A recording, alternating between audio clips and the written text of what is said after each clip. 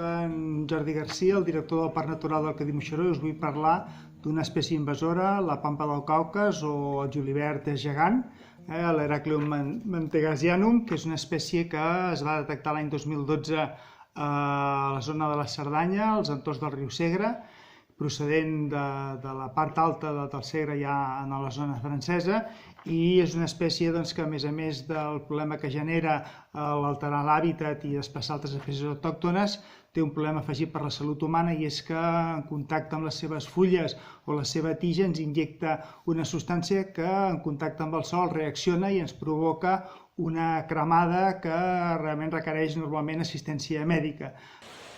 Aquest és l'hàbitat de la pampa del Caucas. Són les zones inundables a vora del riu, preferiblement amb terrenys, amb sòls sorrencs.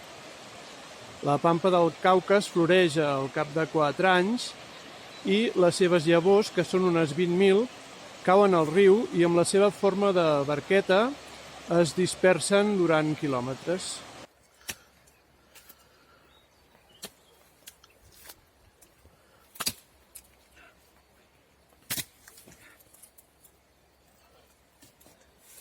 Si ens hi fixem, aquesta deu ser una planta d'1 any que està desenvolupant el sistema radicular. Com veiem, és molt profund i a l'hora d'arrencar l'hem de treure molt bé, perquè si deixem un tros pot tornar a rebrotar fins i tot aquest any o l'any que ve.